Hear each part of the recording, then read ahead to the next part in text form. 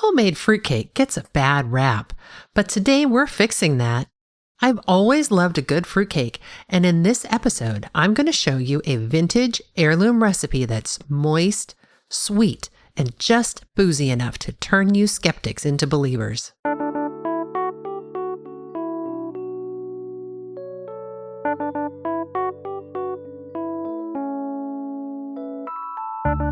Fruitcake was incredibly popular in the mid-20th century. In fact, we have more than 10 different fruitcake recipes over on our website. It's easy to make and keeps well for long periods of time. That long shelf life is probably where the joke comes from that there's only one fruitcake in the world and it just keeps getting regifted. But I think it's time for this often derided dessert to make its rightful comeback. I've always enjoyed it, and I hope this video convinces you to give it a try. The secret is aging it properly with plenty of brandy. And if the cake doesn't turn out quite right, well, you'll be too drunk to notice. So if that gets you into the spirit, grab your aprons and let's get started. To make our fruitcake, you will need raisins, dates, sugar, Crisco, sifted flour, baking soda, cinnamon, cloves, salt, and 5 or 6 packages of citrus fruits, nuts, pineapple, or cherries. We start off with cutting the dates. Typically, I like to buy them pre-cut, but I couldn't find them this year. It's very hit or miss where I live if the stores will have the dates or the candied fruits. I start looking in November and buy what I can. If I don't open the package, I just save it for the next year. Once the dates are chopped, on the stove, bring 2 cups of water to a boil. Add in the raisins, sugar, dates, and shortening.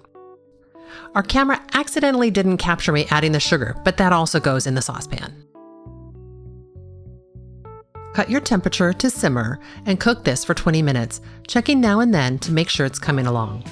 I made a note in my cookbook to be sure to simmer, otherwise the mixture will burn, and nobody wants that. After 20 minutes, remove it from the heat and allow it to cool.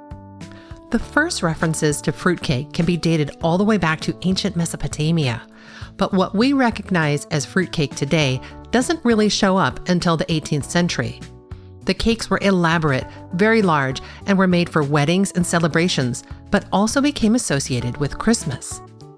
There's a wonderful recipe called Martha Washington's Great Cake, which not only makes an 11-pound cake, but also includes information on how to properly make the icing, which was really more like a meringue baked onto the cake. By this point in time, candied citrus peel was included in the fruits along with currants and raisins.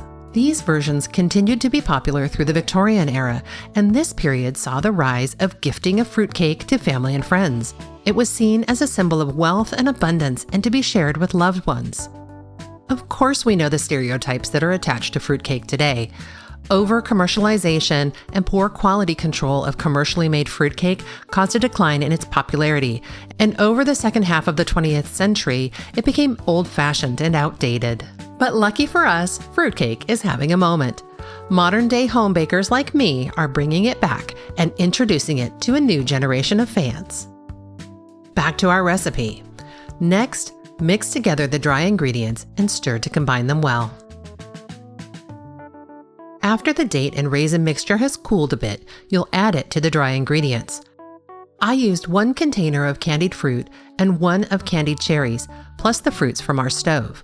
You can also add chopped nuts here or save them to decorate the tops of the cakes. There's a bit of guesswork here since the recipe says 5 or 6 packages, and I really don't know what quantity was used in the packages my great-grandma used. I also take this time to grease my pans. Today I'm using small loaf pans so I can give some of the fruitcakes away as gifts.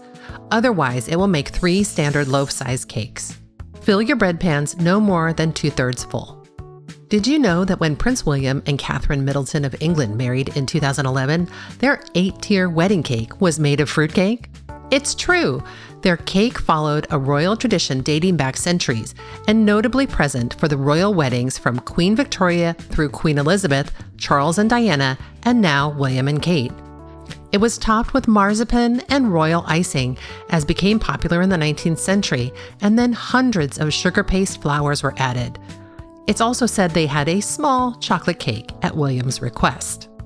Now our cake goes in the oven and we're baking it low and slow. For these smaller pans, I'll be checking them at 90 minutes. For a larger loaf pan, I'd check them at 2 hours. Ultimately, these baked for 1 hour and 45 minutes at 275 degrees. My great-grandmother passed down this recipe, and it's been made by 4 generations of our family now. My dad in particular loved fruitcake, and in part it surely reminded him of many great family Christmas celebrations. On my mother's side, they weren't much for spirits, so the fruitcake was dry, meaning no alcohol added, and I wonder if that's why my mom didn't really care for it.